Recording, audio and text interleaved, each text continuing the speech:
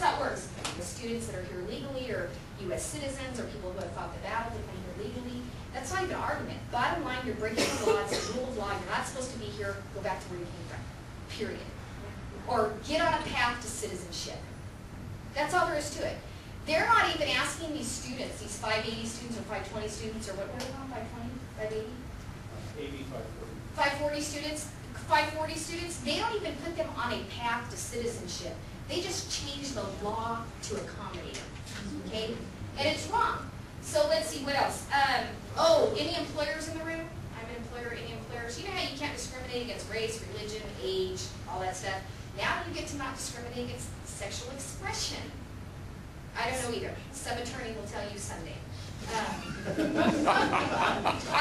It's like Atkins bill. Sexual expression. Let's see. What number is that? That's the AB 887. And these are just brief ones. So AB 887. Okay, Swanson. So drug convicted felons that continually even go back to prison all the time have access to CalFresh. CalFresh is food stamps and welfare. And by the way, they changed the name from food stamps to CalFresh because, you know, it creates a bad stigmatism against somebody who's using welfare. So, anyways, and the bill that's not even on here, they passed, was it last week, the car bill? Was that last week? Last week, there used to be a limit on automobiles. So, like, you couldn't be on welfare and have a Mercedes. You know, you had to have a car valued at $4,700 or less. Now it doesn't matter. They just eliminated that. They also eliminated fingerprinting. So, like, when you go and apply for welfare, you put your thumbprint down and they go, oh my God, you know, Pam, right? Sorry, Pam, you're already collecting welfare, so you can't collect welfare again. You know, that's a duplication and it prevents frauds. Well, now there's no more fingerprinting because, you know, that's just, it makes people feel bad. Okay? Let's see. Card check.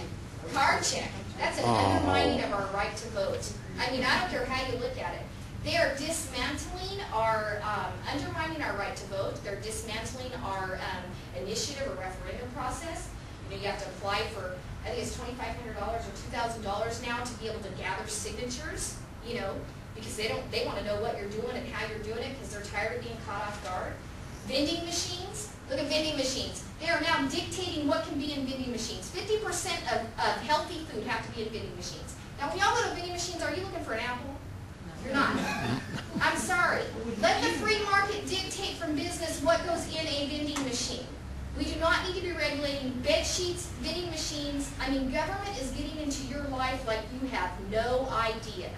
None. I mean, I'm telling you. I thought when I was in Bakersfield, running my business, I'd get these stupid bills that come down from Sacramento. I'd adapt, we'd adjust, we'd close offices, we'd hire new staff, whatever it took. But now that I'm in this building, they are destroying your freedoms and your liberties, and they are taking and invading in your life like you have no idea, and you won't even know until you get arrested for it. It's bad. It's really, really bad. I'm going to give you a solution. Good, thank you. Let's see. Oh my gosh, EBT cards. So there was a good bill that came up, and they were going to limit welfare recipients. You know, they did a study, and it was like, and I'm not picking on welfare. I believe that there should be a safety net, but only short-term, not a generational curse, and that it has become an eroding of our family values. That's what that system has become. But I believe in a safety net. So EBT cards. So there's a bill introduced, and they're saying, okay, EBT cards can no longer be used in porn shops, on cruise ships, in card rooms, and you would not believe the people that stood up against that bill saying that it was, how dare you try to limit a single mom's where she spends her money. I mean, it was a joke. Okay, but how long did that debate go on? A long time. Listening to these people, yeah, our money. That's what I tell them. It's taxpayers, I think they should be drug tested. My employees get drug tested, get a paycheck from me. A welfare recipient should be drug tested because number one, the money's for the kids, right? I hear that all the time. It's for the kids. You know, so it's for the kids. Well, if it's for the kids, then you need to be drug tested because you need to be putting your money where the kids are. Okay? So I don't think kids should go to a drug test or a drug-infested environment. Let's see, new taxes on soda, carb. We all need to be on a carb-free diet. I stole that from my friend Tim Donnelly, but they expand carb. Oh, if you guys have a housekeeper in your house, you're going to have to put her under workers' comp, and she's going to be under a collective bargaining agreement and raises, vacation, overtime. Let's see. If you're a landlord and you give somebody a 3-day notice after you go through the whole process of evicting them and all of that. That's a Amiano bill. You go through the process of evicting them, going to court, and then you give them a 3-day notice because you finally had victory after 9 months, these deadbeat people, and they caused all these problems, and then they go and they make their rent payment and they catch you all up and cannot evict them anymore. I told you about the 12-year-old, the birth certificate. Anyways, these are just a few that happened last week. I just really want to just run off the floor screaming because I think that's the only way that we'll get any media attention. You know, Grove breaks down and runs off the floor. And then I can tell my story in the media because the media doesn't report any of this stuff and you guys don't hear this, okay? So, solutions. And this is mine, and I appreciate Mr. Costa being here because he's someone that brought this information to me. We need a part-time legislature. It needs to be a citizen legislature for what it used to be, what it was intended to be.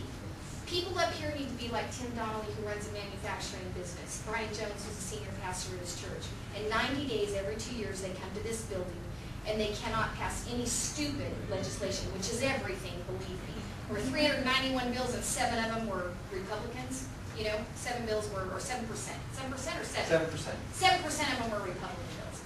The rest of them are Democrat bills, because they control all the legislation that goes. And I'm telling you, no Republican gets any meaningful legislation. They're not Democrat bills, they're socialist bills. They're socialist bills, exactly. So we need a Democrats part-time. a bad name. Sorry, socialist bills. Part-time legislature with a constitutional amendment that you cannot pass any legislation without balancing a budget first. And let me tell you, they want taxes because they've got to fund their unions and their gay lesbian agenda, and they've got to fund their I call them creature worshipers, so I have to get back onto environmentalists. They got to fund those things.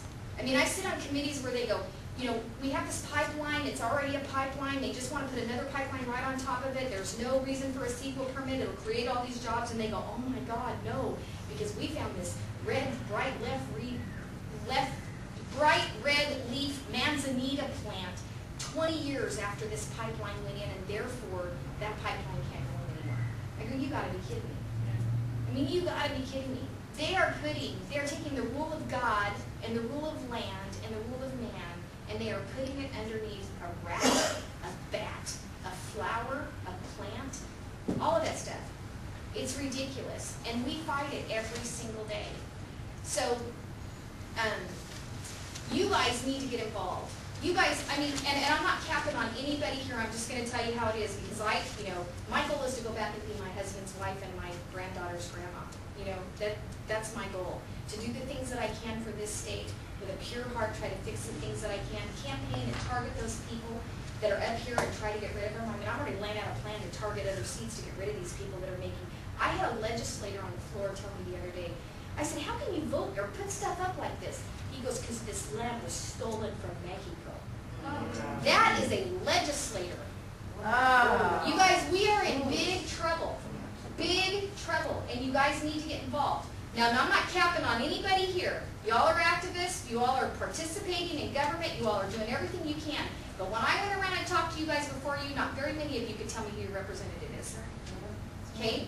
You need to know who your representative is. You need to know how they're voting. And when they vote against what you believe in, then you pick up the phone and you call them and you say, look, you represent me. And you need to start voting the way I want you to vote. This is what I believe in. Okay? Because if you don't, we're going to replace you. And then there's enough of you where you can target an area. You guys could walk precincts against Dickinson. He's so close, he's right here. You could walk precincts against Huber. You could walk precincts. I mean, there's things that you could do. You guys can hold, like, teas. I call them teas. So you have an afternoon, open your house, you call 20 of your neighbors, send out a little thing with your neighbors, and invite 20 or 25 of your neighbors. Invite us, we'll come. You introduce us to 25 or 30 people. There's, 30 or 40 people? There's 40 people in this room. If you multiply that by 20 or 40 people, and then you get those people involved. And some of it's about money, but it's not all about money. It's about getting the voice out to let you know that legislation like this is going through the dang building every single day. Every day legislation goes through this building like this, and it's unacceptable.